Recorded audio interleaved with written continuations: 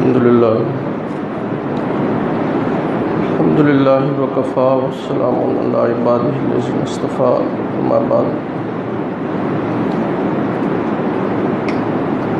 اما بعد فاعوذ باللہ من الشیطان الرجیم بسم اللہ الرحمن الرحیم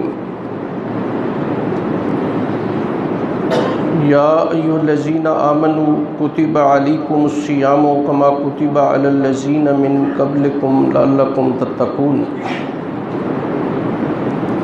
صدق اللہ العظیم رب اشرح لی صدری ویسر لی امری واحلل عقدۃ من لسانی یفقہوا قولی۔ میرے قابل احترام بھائیو اور عزیزو، بڑی عزتوں والا، عظمتوں والا اور رفتوں والا، بڑے فضائل والا مہینہ حضرت مجدد الفسانی فرماتے ہیں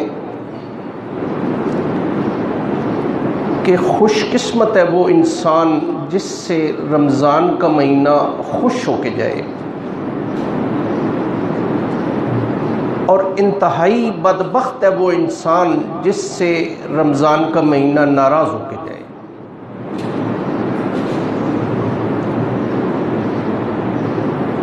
ایک مشہور تابعی ہیں ابن الفضل ان کا نام ہے، فرماتے ہیں کہ نبی کریم صلی اللہ علیہ وسلم کے صحابہ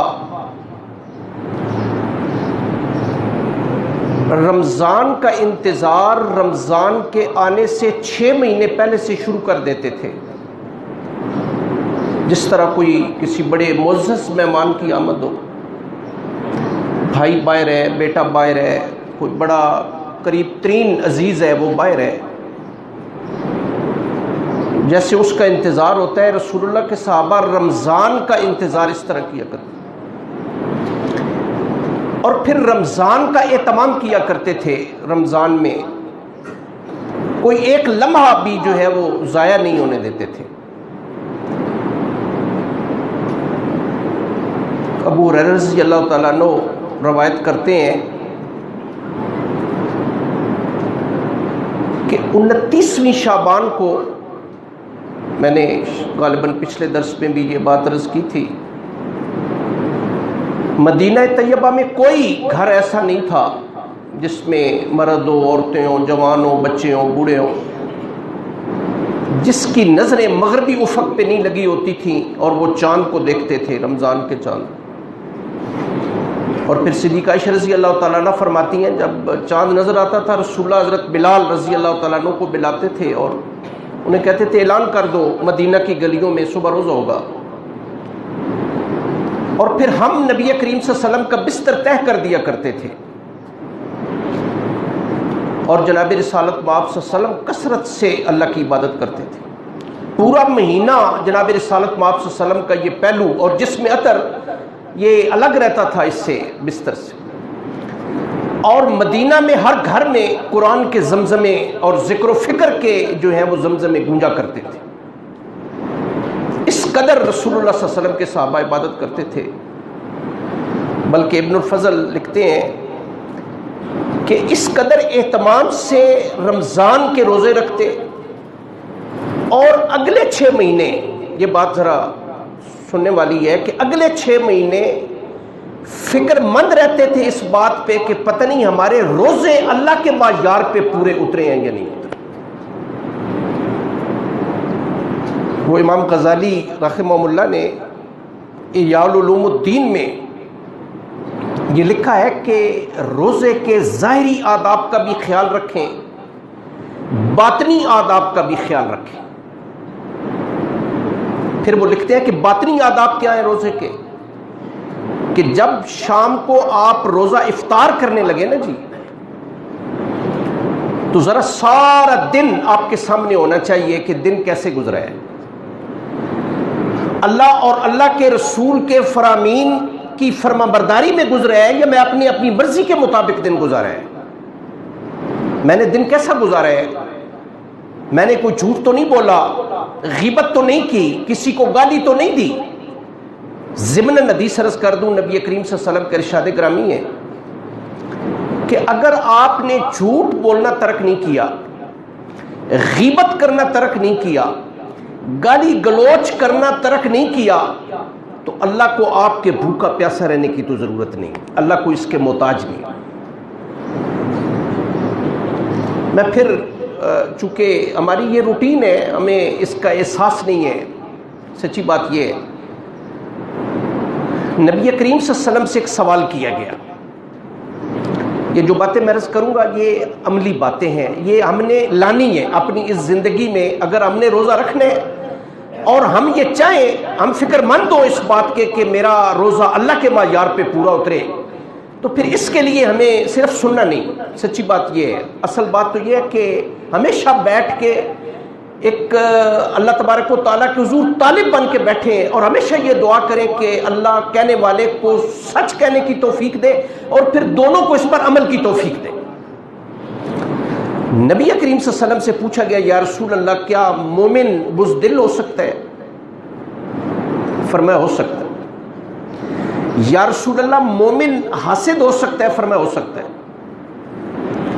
یا رسول اللہ مومن جھوٹا ہو سکتا ہے؟ فرمایا کبھی نہیں ہو سکتا، جھوٹا کبھی نہیں ہو سکتا۔ ہم تو صبح سے لے کر شام تک جھوٹ بولتے ہیں،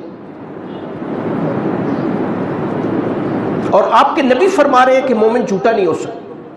اگر آپ مجھے اجازت دیں، قرآن حکیم میں اللہ پاک نے جھوٹوں کے بارے میں کیا بات فرمائی، بڑی سکیل آیت کریمہ ہے۔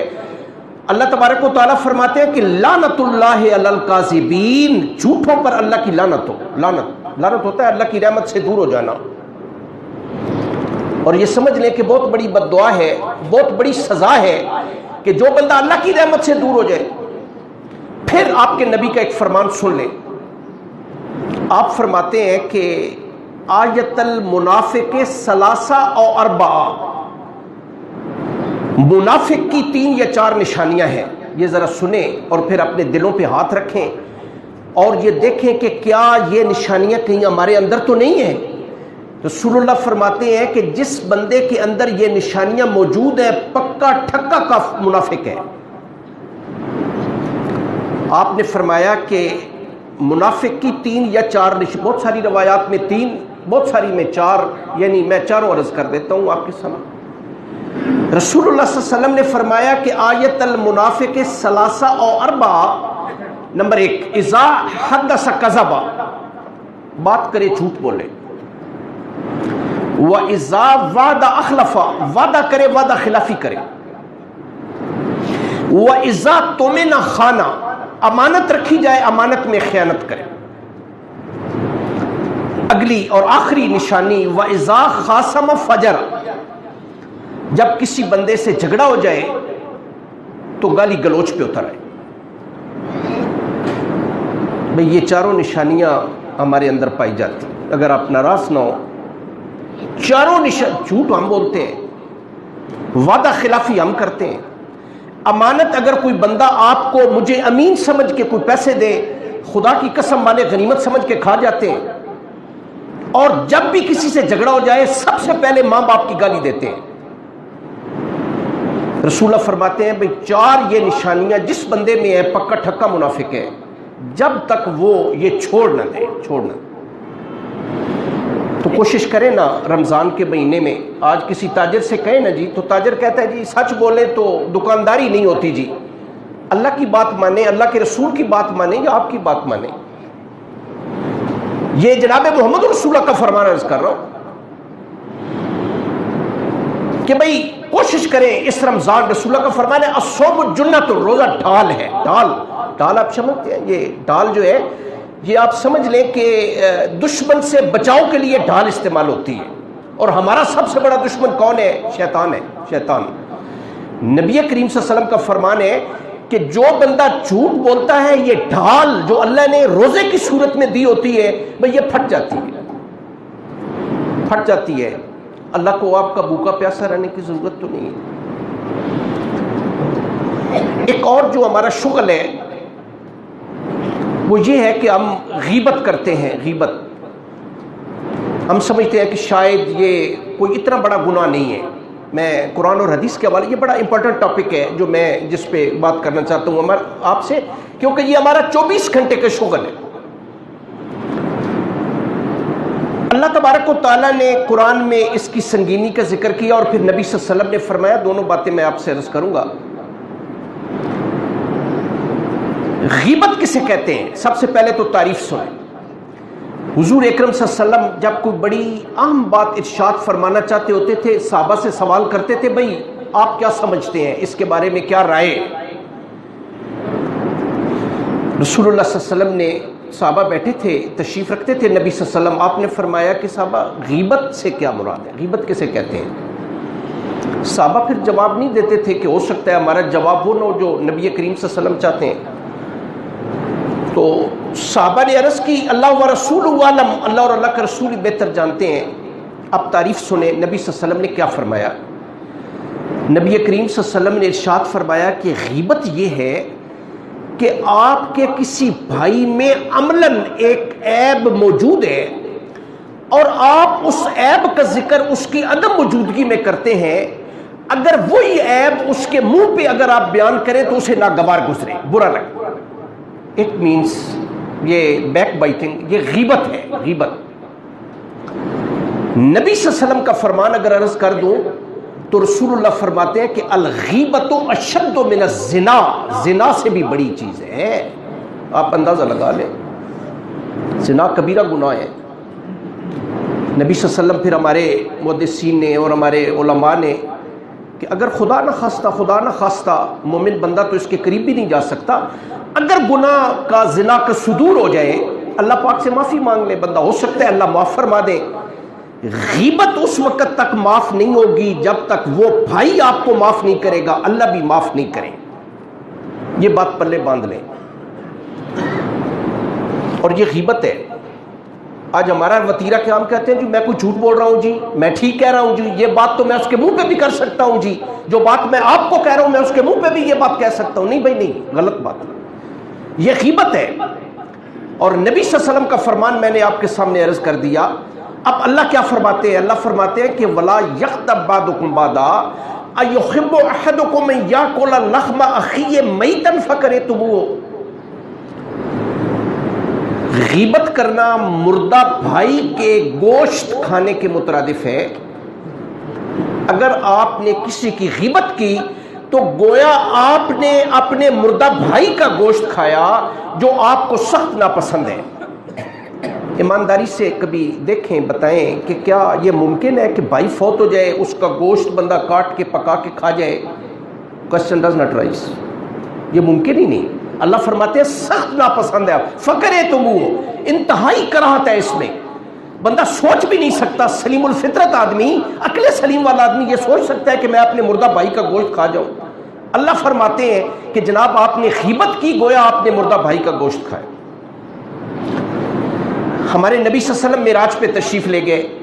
اب پچھلے مہینے میں، رجب میں، یقیناً آپ نے واقعہ معراج سنا ہوگا۔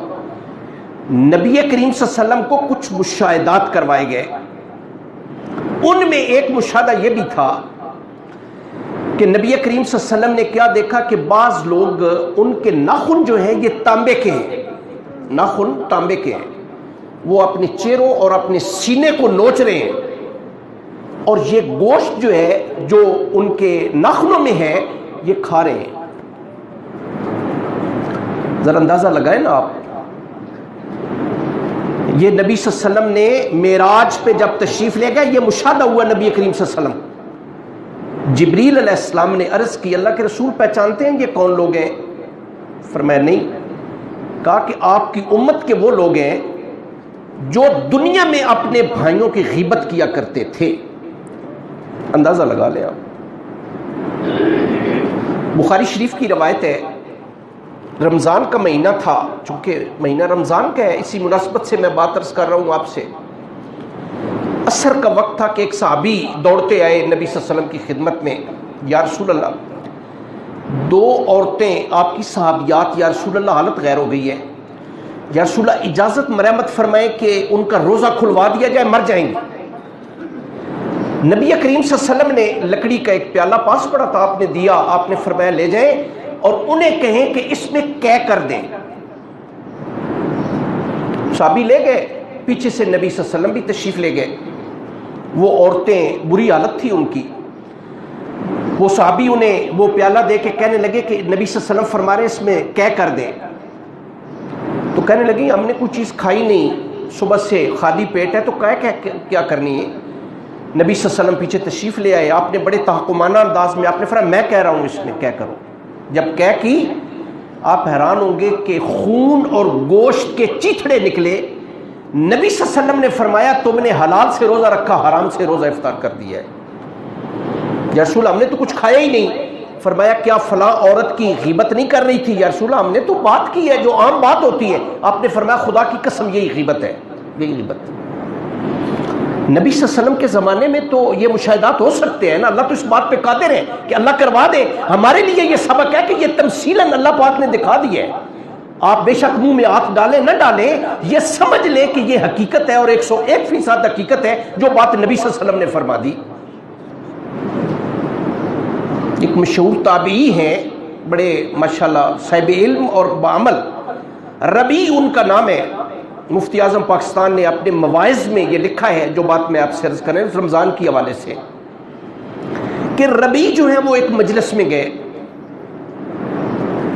اس مجلس میں کسی کی غیبت ہو رہی تھی.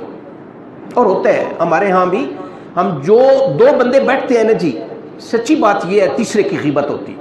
جب 3 بیٹھتے ہیں چوتھے کی غیبت ہوتی ہے, 4 بیٹھتے ہیں 5ویں کی غیبت ہوتی ہے. اور اس میں بڑی لذت ہے. آپ نے شاید محسوس کیا ہے یا نہیں, بڑا حظ نفس ملتا ہے. شیطان تھپکی دیتا ہے کہ بات کیا خوبصورت باتیں آپ کر رہے ہیں. ربیع آئے, آپ نے دیکھا ربیع نے بھئی یہاں پہ تو غیبت ہو رہی ہے, بڑے نیک آدمی, واپس چلے. کہا میں اس محفل میں نہیں بیٹھ سکتا. واپس چلے گئے. بہت دیر بعد پھر آئے. وہ جناب محفل اسی طرح جمی ہوئی ہے اور اس میں لوگ جو ہے وہ غیبت کر رہے ہیں. بیٹھ کے پارٹیسپیٹ نہیں کیا, حصہ نہیں لیا. کوئی آگے سے بات جو ہے وہ دلیل بھی نہیں دی, کوئی بات کہیں بھی نہیں, بس سنتے رہے چپ کر کے. ربیع روایت کرتے ہیں کہ رات میں جب سویا کیا خواب دیکھا.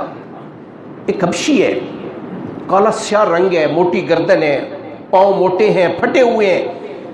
ایک تھالی اس کے ہاتھ میں ہے, اس میں گوشت کا ایک ہی ٹکڑا ہے اور وہ زبردستی میرے منہ میں ٹھوس رہا ہے اور کہہ رہا ہے ربیع یہ خنزیر کا گوشت ہے, یہ کھاؤ. اور یہ اس لیے کھاؤ جو دن کو غیبت میں بیٹھے رہے ہو, یہ اس کی سزا ہے. کہتے ہیں خدا کی قسم مجھے جاگ آئی, میرے منہ سے خنزیر کے گوشت کی بو آ رہی تھی اور اس کے آثار دیکھیں اور اس کے اثرات دیکھیں. کہتے ہیں کہ 30 دن تہجد کی نماز میں ادا نہیں کر سکا. اندازہ لگا لیں آپ. تو بھئی ہمارا تو یہ شغل ہے. تو اللہ کے رسول فرماتے ہیں کہ اگر آپ نے غیبت کرنا ترک نہیں کیا, آپ نے جھوٹ بولنا ترک نہیں کیا, گالی گلوچ دینا ترک نہیں کیا, اللہ کو آپ کو بھوکا پیاسا رہنے کی تو ضرورت نہیں. سچی بات یہ ہے. یہ ذرا آج اپنے یہ ٹی وی بند کر دینا, اپنے یہ موبائلز, یہ اپنے یوٹیوبز اور یہ تمام ایپس جو ہیں جو آپ خلوت میں دیکھتے ہیں, اسے بند کر دیں. اللہ کے لیے بند کر دیں آپ اسے. اور میں بڑی ذمہ داری سے یہ بات عرض کر, میں صبح ایک حدیث مبارکہ پڑھ رہا تھا. نبی صلی اللہ علیہ وسلم کا فرمان ہے کہ پورے سال کا قلب ہے, یہ دل ہے, یہ رمضان کا مہینہ. اور شاید آپ جانتے ہیں کہ نہیں, ہمارے نبی کا ایک فرمان ہے کہ ان فی الجسد مضغۃ اذا صلحت صلح الجسد كلہ واذا فسدت فسد الجسد كلہ الا وهي القلب. انسان کے جسم میں گوشت کا ایک لوتھڑا ہے, اگر وہ تندرست اور توانا ہوگا پورا جسم تندرست اور توانا ہوگا. اگر اس میں کوئی خرابی پیدا ہو گئی پورا جسم خراب ہو جائے گا. اور اے میرے صحابہ خبردار, وہ انسان کا دل ہے, یہ پورے جسم پر حکمرانی کرتا ہے.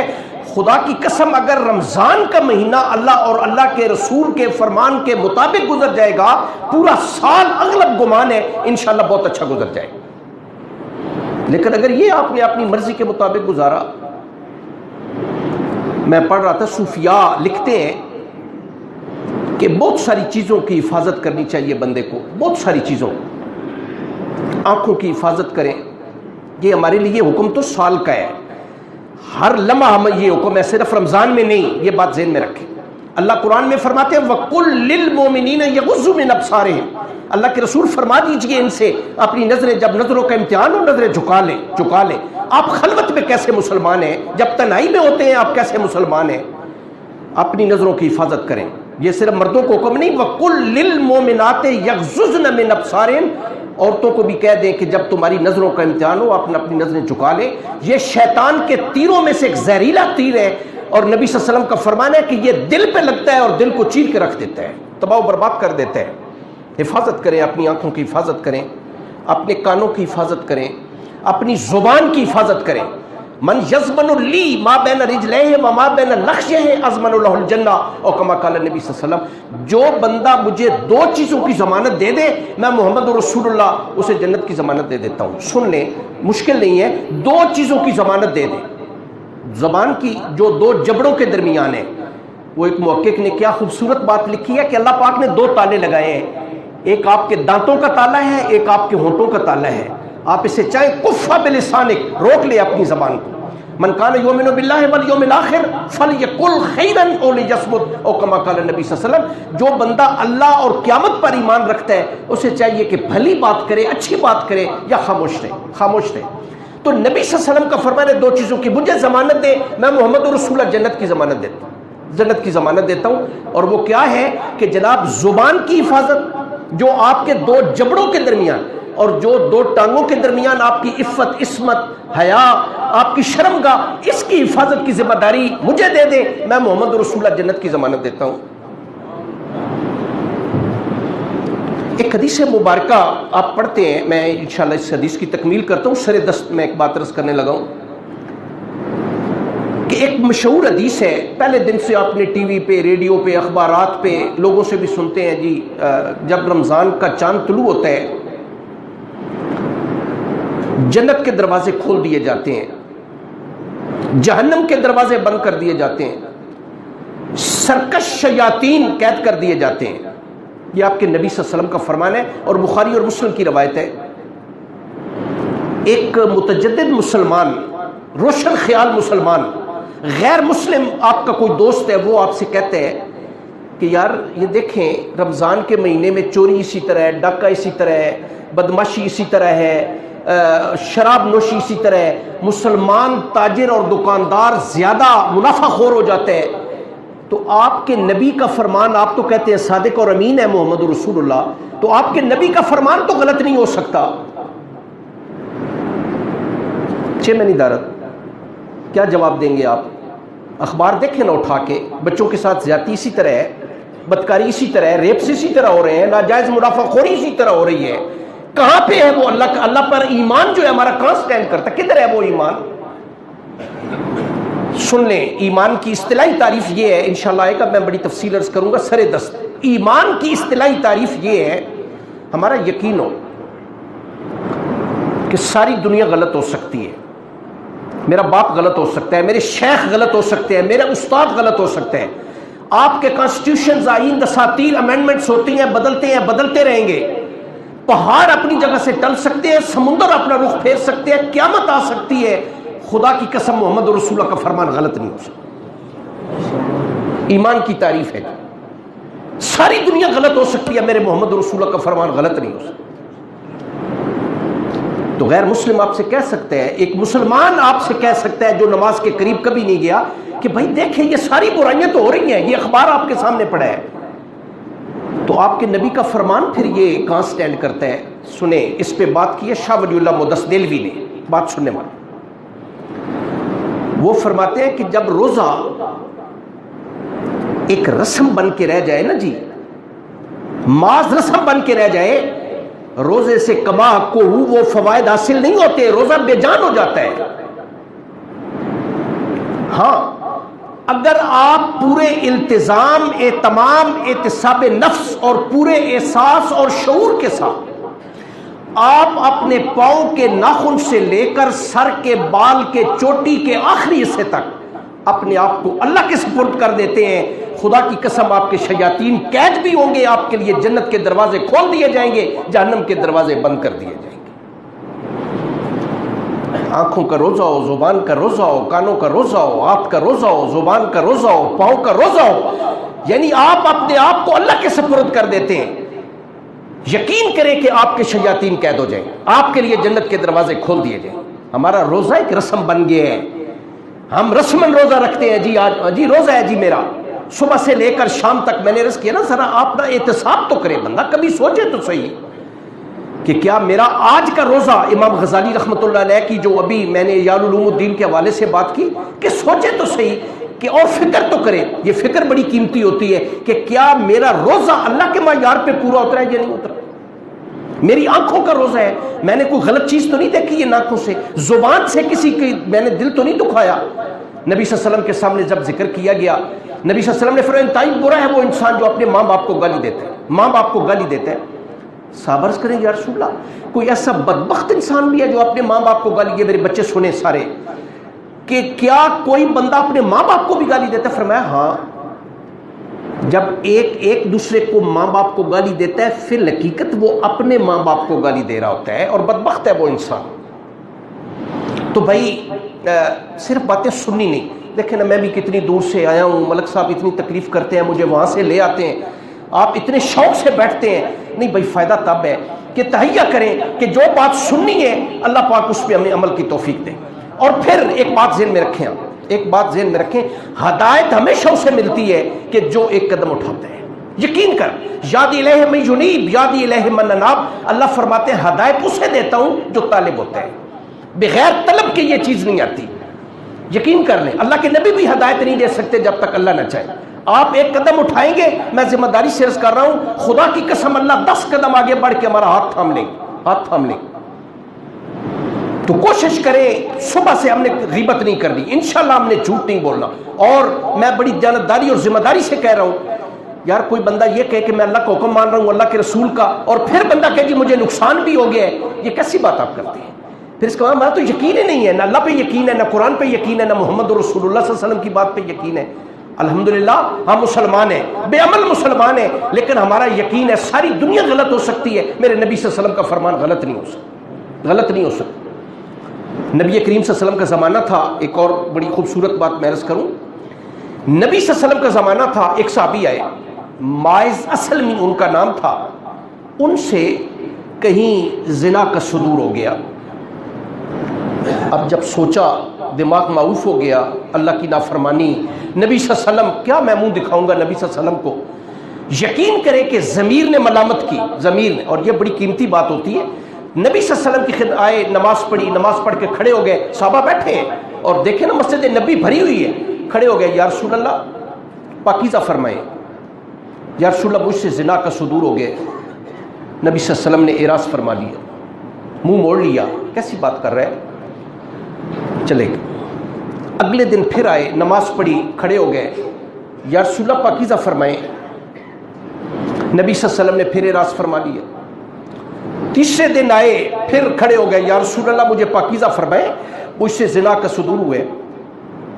ایک صحابی بیٹھے تھے، نبی صلی اللہ علیہ وسلم نے فرمایا اٹھو ذرا یار سونگو، کہیں اس نے شراب تو نہیں پی، ذہن مختل ہو گیا ہو اس لیے جو ہے وہ بات کر رہے ہیں۔ کہنے لگے یا رسول اللہ میں بکام ہوش و حواس یہ بات کر رہا ہوں، یا رسول اللہ مجھ سے زنا کا صدور ہوئے، یا رسول اللہ جو رسوائی اللہ کی حضور جا کے ہونی ہے، یا رسول اللہ یہ تو کوئی رسوائی نہیں ہے دنیا کی۔ نبی صلی اللہ علیہ وسلم جب انہوں نے اقرار کر لیا، 4 مرتبہ اقرار کر، نبی صلی اللہ علیہ وسلم نے فرمایا لے جاؤ اور اپنے بھائی کو سنسار کر۔ اسلام میں میرے بچوں سزا یہ ہے، سن لیں جو میرے جوان بچے بیٹھے ہیں، کہ جو شادی شدہ ہے اسے سنسار کر، پتھر مار مار کر مار دے، اور جو غیر شادی شدہ ہے 100 کوڑے مارے جائیں جو ہیں وہ دونوں، انہیں مرد اور عورت لے گئے سنسار کر۔ خالد بن ولید نے پتھر مارا، ان کے لمبی بات ہے مختصراً ان کے ماتھے پہ لگا، خون کا فوارہ چھوٹا، سفید کپڑے پہنے تھے ان پہ پڑا، منہ سے کوئی غلط قسم کے الفاظ نکل گئے۔ جب سنسار کر کے واپس آئے نا تو انہوں نے آ کے بتایا، ایک صحابی کہنے لگے یا رسول اللہ ایسے خون کا فوارہ چھوٹا، خالد بن ولید کے کپڑوں پہ پڑا، ان کی زبان سے سخت الفاظ نکل گئے۔ فرمایا رب ذوالجلال کی قسم ہے جو توبہ کی ہے نا میرے ماعز اصل بھی نے کی ہے، آسمان اور زمین کے سارے لوگوں پہ تقسیم کر دی جائے اس کا ثواب اس سے بھی زیادہ ہے۔ اب جو اصل بات میں آپ کو سنانا چاہتا تھا کہ 2 صحابی گلی میں جا رہے تھے، پیچھے پیچھے نبی صلی اللہ علیہ وسلم تشریف لے جا رہے تھے، انہیں پتہ نہیں تھا کہ ہمارے پیچھے نبی صلی اللہ علیہ وسلم آ رہے ہیں۔ اب وہ دونوں آپس میں ایک بات کر رہے ہیں، ایک دوسرے سے کہہ رہے ہیں کہ یار ماعز دیکھو کتنا عجیب آدمی ہے، یار تم اگر گناہ ہو گیا تھا اللہ سے معافی مانگ لو، اللہ تعالیٰ تمہیں معاف کر دے، کیا ضرورت تھی اتنے لوگوں کے سامنے آ کے اقرار کرنے کی اور پھر سنسار ہونے کی؟ خواہ مخواہ جو ہے جان سے بھی گیا. اب یہ دونوں بات تو حق ہے، یہ بات غلط بھی نہیں ہے.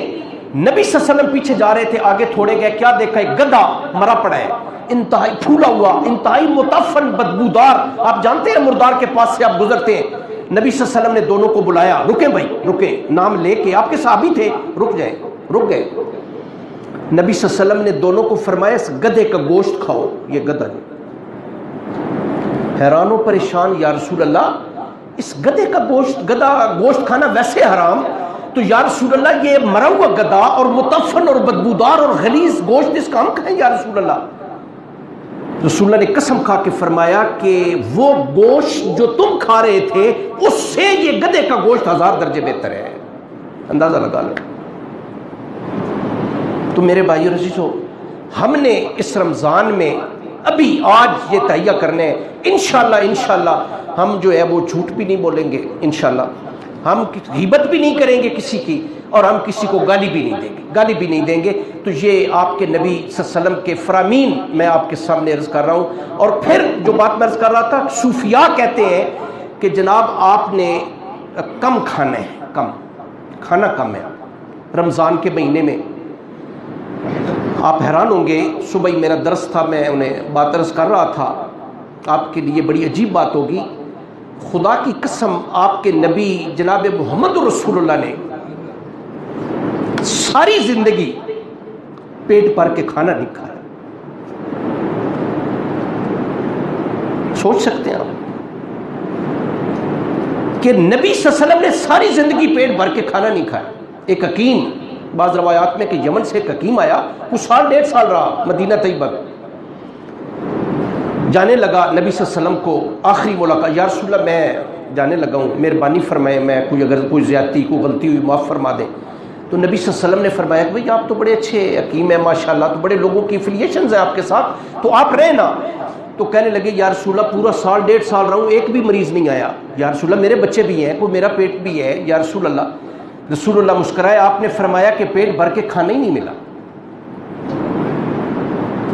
پروفیسر ہٹی نے ہسٹری آف دا عربز میں لکھا ہے کہ محمد رسول اللہ کے گھر میں کبھی بھی 3 دن لگاتار چولہا نہیں جلا.